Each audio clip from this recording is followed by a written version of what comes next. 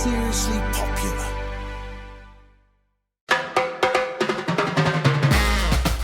Hello. Welcome back to MAGAland. We are on episode 21. Whoa, how the time has passed. Today, I am joined as always by Kelly Lako, my partner in pod, and we're lucky to have Jon Michael Raasch again joining us here in MAGAland. It is great to be back in MAGAland, especially after an explosive evening last night. We heard from President Trump during his joint address to Congress. So we'll unpack all of the crazy moments, the protests, some of the meat of what Trump was getting into, some of his threats to world leaders. We'll also get into Trump's ongoing tariff war that has been escalating in recent days as tariffs against China, Mexico, and Canada have gone into effect.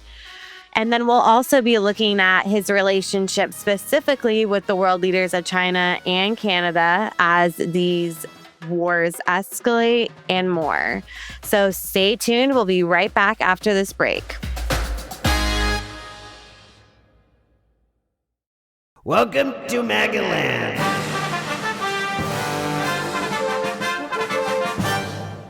And we're back to break down Trump's first congressional address during his second term. And whoa, do we have a lot to talk about. We're lucky that Jon was there near the action to bring us all the responses and all the details we didn't see as we watched from home. Wow, it was the longest ever presidential address at 1 hour and 39 minutes. That's a lot. What was the vibe in Congress yesterday? Oh, my back was hurting by the end of it. It was a long speech. It was a fiery speech. But a lot of stuff that wasn't seen was how the Democrats really protested the entire time. They never stopped. They had signs that they were waving. Rashida Tlaib, a squad member, had a whiteboard that she was writing custom notes to the president on, trying to distract him, trying to derail his speech.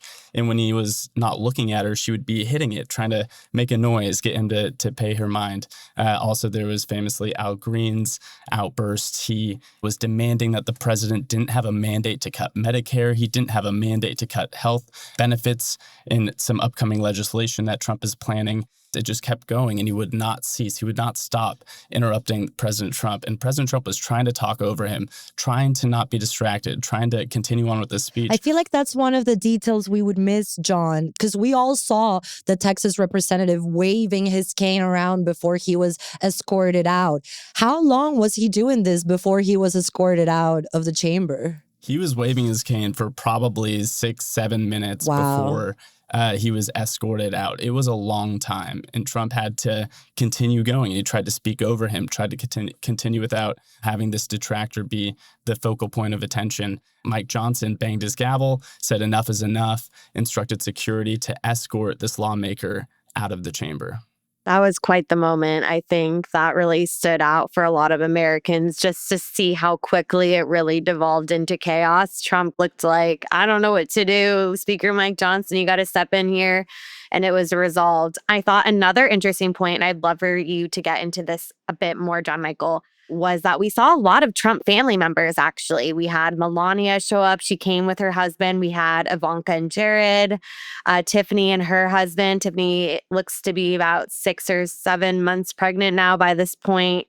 There was a notable absence, Barron Trump, but take us inside the reception for when Melania entered the room and the rest of the Trump kids. I also wanted to note that Don Jr. and his fresh, brand new girlfriend, Bettina, were also there, and they were engaged in a lot of PDA moments. So take us inside the Trump family dynamics. Yeah. So when Melania walked in, the room just stopped to salute. Everyone stood up. I'm not sure if Democrats did. I wasn't looking their way. I don't presume most of them did because they didn't stand for anybody. Why would they for the first lady? When she got there, all Republicans stood up, standing ovation. Everyone that was in guest seating also stood up. And she had this elegant walk down to the front of the box, gave a wave, and then the rest of her party filled in alongside of her.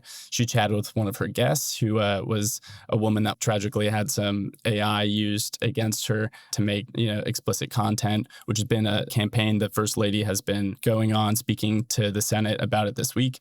Then came the next family member, which I believe was Lara Trump and Eric Trump, who were the first ones out. They came down, got a great reception, standing ovation as well. Then they were followed by Ivanka and Jared. That's kind of been an elusive couple in terms of the Trump family. We don't see them super often, especially at these events. And so it was, they got a grand ovation as well. And then, of course, Donald Trump Jr. and his new girlfriend, Bettina, walked in, and they were very close all night, cuddling up next to each other, clapping their hands off for Trump. So it was really interesting to see. Obviously, no Barron. We wish we could have seen him. He's been very expressive in the last times he's been around the family, notably during Trump's inauguration before Congress in the Capitol. It was interesting to see the whole clan together. You also mentioned earlier there were portions of the speech where Democrats refused to stand. They've actually got a ton of backlash on social media for doing that. There was a cancer survivor child who was in the audience that Trump shouted out. He was making moves to dismantle illegal migrant gangs, and Democrats just weren't engaging. Take us inside that moment. Was it shocking to see the Democrats seated? Was it really clear? Did they get any boos or jeers from the Republicans when they refused to stand? So refusing to stand, refusing to clap is like the tried and true method of protesting at one of these addresses. But it seems that the Democrats caught a lot of flack because they didn't clap or stand or cheer for some of the most unifying moments. Notably, when 13-year-old DJ Daniels, who is a brain cancer survivor, was given an honorary role in the Secret Service by Trump. The kid was smiling. His dad was there. He was lifting him up. It was a very emotional, exciting moment. And you would hardly see any Democrats clapping, let alone standing for an event like this. Then came another portion where Jocelyn Nungary, a young girl that was killed by Tren de Aragua cartel members last year. She was 12 years old. Her mother was honored, and she was told to stand, and Trump signed an executive order on the spot honoring the mother by naming a wildlife refuge in Texas after her deceased daughter. Democrats did not stand for this. They did not try to partake in this moment, probably seeing it as Trump grandstanding. There was time and again other things that happened as well, but Democrats were resolute in not standing, not clapping, not giving any praise to President Trump. These congressional addresses have become so partisan that whether it's a Democratic president or a Republican, usually the other party uses the entire time to protest whatever the commander-in-chief is saying. I wanted to note, I don't know if you guys saw, there was a hot mic moment between J.D. Vance and the Speaker of the House, where J.D. Vance, of course, it's his first time in that position. So he was saying, he was reacting to it. And then the Speaker of the House said something like, it used to be way harder because with Biden, it was just a propaganda speech.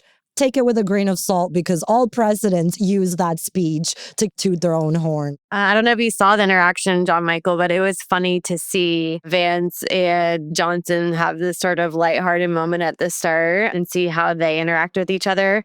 We actually have a Daily Mail exclusive poll coming out today that takes Americans inside that interaction, and they reveal to us exclusively who they would rather have a conversation with based on that exchange.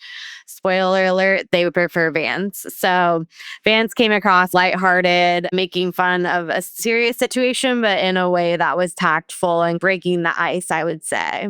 J.D. Vance seems to be emerging as Trump's fiercest protector because when the Texas representative was waving his cane, J.D. Vance at some point, I was like, is he going to go up to him? Is he going to fight this representative? Because he was in the back upset about this protest. Oh, yeah. He's the attack dog for Trump. I feel like that's a big theme of MAGAland recently, but he's not afraid to get in the face of anyone who's making the president upset and really just take him down. So it would have been funny if he had flung himself across the dais. I was concerned for a moment there. I also wanted to note Elon Musk showed up wearing a suit. A lot of people were wondering if he did this after Trump infamously was upset over Zelensky not wearing a suit. I couldn't remember the last time I saw Elon Musk in a suit, but he got his own standing ovations from the Republicans, while a lot of the signs, as we mentioned on the Democratic side, were focused on Trump, saying things like Musk steals and things like that. He was also seated next to a very beautiful blonde lady. We're trying to identify her, but he handed her a water bottle in the middle of the speech. So it looks like they might be familiar. Maybe she'll be on his list of next baby mamas. That's what social media users were saying saying it tick off in a viral clip. Jon Michael, not sure if you got eyes on her, but how is Elon's interaction just in general being in the chamber? I do remember when Elon walked in, because the second that guy walked into the room, the applause broke out. He was one of the first main Trump confidants to enter the room. And once you heard some people cheering, some people shouted out his name, then the whole room broke out into applause for him as he came down and gave a couple fist pumps. He was also told later in the day to put his phone away. Why? Because you're not supposed to have your phone out in the House chamber. So he caught a lot of flack online for breaking decorum, breaking the rules. He had a little talking to with the Sergeant at Arms team, but it was no harm, no foul, and he was there later. But another notable Elon moment was when Trump said that he wanted to place the American flag on Mars. Elon Musk stood up, pumping both arms like we've seen him do, celebrating. The whole room turned to him and knew exactly that Trump was mentioning his new buddy. I did want to touch a little bit on some parts of Trump's speech. As he said, he was going to tell it like it is, and he did so. We know Trump is all about vibes, but there are a few statements that a lot of people have taken issue with. He went on about how his first few weeks in the White House have been swift and unrelenting action. He also touched down on tariffs, which we're going to talk about a little bit later. But I thought it was notable that he did seem in a way to be asking the American public for patience, even though he doesn't like to admit that these tariffs will bring up prices for consumers. That's just what tariffs do. Let's take a listen to what he said about the tariffs, which just hours earlier went into effect against Mexico and Canada. If you don't make your product in America, however, under the Trump administration, you will pay a tariff, and in some cases, a rather large one. Other countries have used tariffs against us for decades, and now it's our turn to start using them against those other countries. I also wanted to take a listen at another moment from the speech, one of these campaign promises that Trump has been going on about taking over the Panama Canal. He repeated this again. Let's take a listen. The Panama Canal was built by Americans for Americans, not for others, but others could use it. But it was built at tremendous cost of American blood and treasure. 38,000 workers died building the Panama Canal. They died of malaria. They died of snake bites and mosquitoes. Not a nice place to work. They paid them very highly to go there, knowing there was a 25% chance that they would die. The most expensive project also that was ever built in our country's history, if you bring it up to modern day costs. It was given away by the Carter administration for $1, but that agreement has been violated very severely. We didn't give it to China. We gave it to Panama, and we're taking it back. And we have Marco Rubio in charge. Good luck, Marco. Now, we know who to blame if anything goes wrong. Kelly, John, the president of Panama came out today saying this is an absolute lie. Marco Rubio came to visit us, and there has been no talk of turning over control of the canal. I want to note, I've been to Panama a lot. I've visited the canal. This is the biggest pride for Panamanians. You go to the canal and they tell you in a very Disneyland way how nice the Americans were to hand over the canal, which now is the soul of their economy. So I thought this was a particularly interesting moment and one of the many cited non-truths that Trump included in his speech. Again, of course, he talked about Ukraine. He has now paused aid for Ukraine, including intelligence sharing. He again repeated the lie that the United States has paid more than Europe in the Ukrainian war. So just some of the things mentioned in his speech. What did you guys think about the actual nature of what he was saying? The Panama Canal claims, I think that's classic Trumpian rhetoric. I think that is going to continue that. I think he's going to continue to call Justin Trudeau, Governor Trudeau, and call Canada the 51st state. I think he's going to continue his campaign to try to get Greenland. I think these are all going to be staples of the Trump rhetoric, Trump orbit going forward, and we'll see how they actually materialize. But we know that Trump loves to talk big. He loves to pump his chest and try to see what he can flex before making any deals. And so I view this as another way to try to maybe get something out of Panama, try to forward negotiations with them. Trump slightly walked back his previous threat on Greenland. Last night, we heard him say that if you are a resident of Greenland, you're welcome to come to the United States. He still said that he plans to get Greenland in some capacity, and that's still an agenda item at the top of his list. He wasn't quite as aggressive as we've seen him say in previous months, where he was threatening military action and sending troops to Greenland. It seems he has backed up a little bit, and maybe he just wants the people of Greenland to become American citizens at this point. And what about the rebuttal? I didn't watch the full thing, but I've seen some good responses to it. They say Senator Kim seemed relaxed and she admitted, yes, Americans want change, but we could be doing it differently, and apparently focus on things that are very popular amongst Americans, like protecting Social Security and Medicare. So I guess this is our first glimpse into how Democrats are building their agenda. I thought you did a great job. I think it was boring. And when you have a boring rebuttal, that means you're doing something right. It was pretty short, about 10 minutes. I thought her speech was eloquent. She did a good job delivering the message from Democrats. I think her best points were on Elon Musk's Doge. She ripped into Doge, ripped into the federal firings, said it's not good for Americans. She also ripped into Trump's, quote, bad reality TV moments, including his Oval Office showdown. But I think she struck a good balance between what the Democrats want, painting Trump as unhinged and unruly. She's a rising star in their party, and I could see her running for president in the future. But the speech wasn't full-on rally cry, and I think the Democrats still have some work to do on that front. We're going to be back right after this break with more MAGAland news.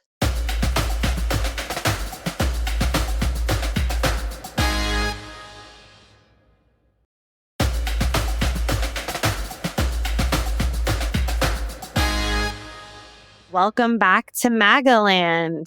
Trump's tariff threats have really been escalating this week. There's a full-on trade war. The markets on Wall Street are melting down. Yesterday, Trump's 25% tariffs went into effect against China, Canada, and Mexico. He is now teasing that there could be additional tariffs imposed on Canada and Mexico. Howard Lutnick, his commerce secretary, said something to that effect earlier today. So we'll be keeping an eye if Trump has any changes, adjustments, or new tariffs to announce. But he really got under the skin of Justin Trudeau, Canada's prime minister. Let's take a listen to this clip.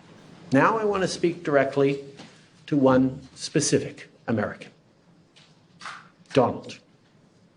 In the over 8 years you and I have worked together, we've done big things. We signed a historic deal that has created record jobs and growth in both of our countries. We've done big things together on the world stage, as Canada and the US have done together for decades, for generations. And now we should be working together to ensure even greater prosperity for North Americans in a very uncertain and challenging world. Now, it's not in my habit to agree with the Wall Street Journal, but Donald, they point out that even though you're a very smart guy, this is a very dumb thing to do. Trudeau basically called Trump dumb. And this sparked outrage within the White House. It sparked outrage among Americans, on social media users. Elon Musk was weighing in. It really just set the internet on fire. What did you guys think about it?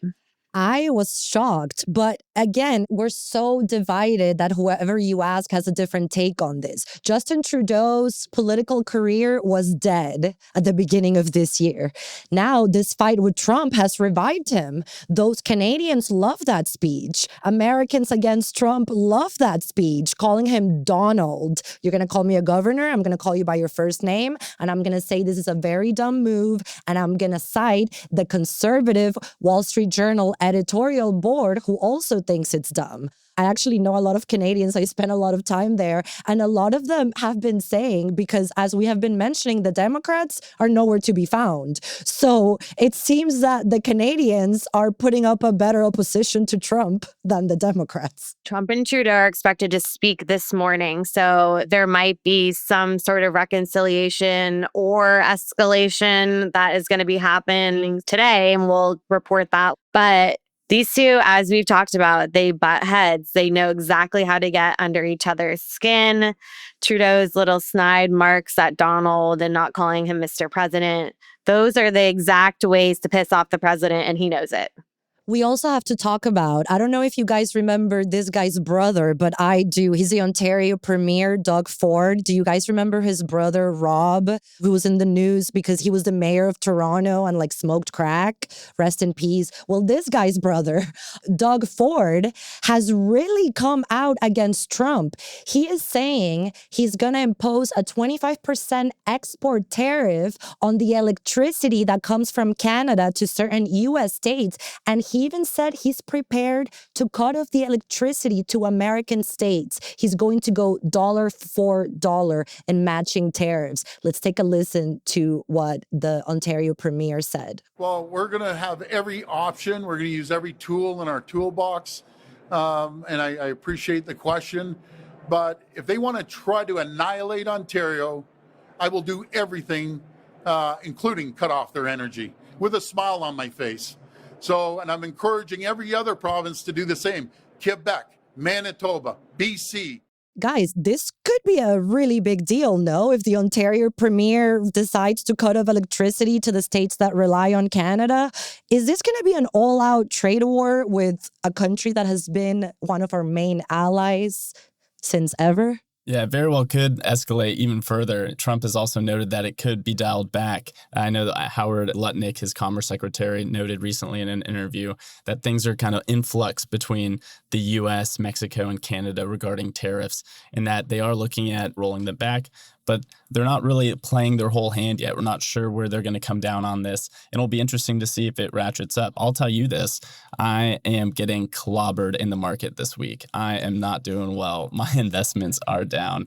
I'm sure that maybe that's a common sentiment across the U.S. this week, given what's happened with these tariffs and some of this posturing. But we'll see. Maybe it's a part of a longer-term plan that could have benefits. I guess time will tell. I think the most concerning part of these tariffs is China threatening, quote, any type of war against the United States because of these tariffs. I think that's very ominous and scary coming from China, and we know what they're capable of. Just this morning, Pete Hegseth fired back, and he actually said that the U.S. is, quote, prepared to go to war with China if need be, which to me, that's huge. And it's being overlooked. I hadn't even heard that because I've been hearing about the war with our allies. I think that's an issue when we're going after our allies when we do have very serious enemies like China. That's terrifying to me. We haven't seen over the last 4 years with Biden standing up to any of these adversaries, and now Trump is directly antagonizing them with these tariffs. He's getting a reaction, and there is a possibility we could go to some type of war with China. I don't think it'll be combat boots on the ground. It will be probably cyber warfare or something of that nature. But what is concerning to me is that China could invade Taiwan. If you see what's happening with Ukraine, and that's what a lot of people don't understand, why does Ukraine matter? Because whatever happens there tells China what they can get away with next. On Ukraine, too, we're still waiting for that minerals deal to be signed. Trump had teased earlier in the day yesterday that he was going to announce that the deal was going to be signed during his joint address, but that didn't happen. He did reveal that Zelensky had sent him a personal letter after their Oval Office showdown and was open to coming back to the table. He was more apologetic and receptive of some of the demands that Trump has. But there's been a precarious position still, and we don't have closure on that. And it's almost been a week now. So we'll see what happens on that front. But I think Putin's in a good position currently. And talk about Ukraine being on a time crunch. Like, how has there already been a week without U.S. support, especially intelligence sharing? How long can Ukraine last? This is a very serious deal. But I also wanted to note on the tariffs, we have to talk about how Americans will be affected because they will. The prices of avocados, maple syrup, cars, auto parts, laptops, oil and gas. it's not just Jon's investments that are going to be affected. Americans will see this. Again, Trump's take on it is that it's worth it.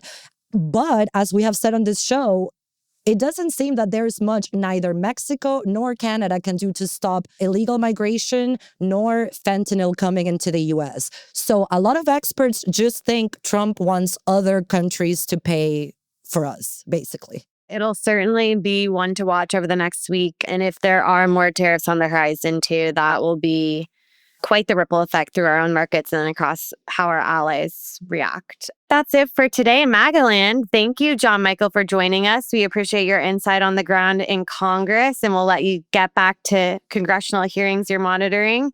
We'll have more to come on Friday when we're back in the pod. Remember to email us at welcometomagaland@dailymail.com and follow us on Instagram at welcometomagaland. Bye-bye.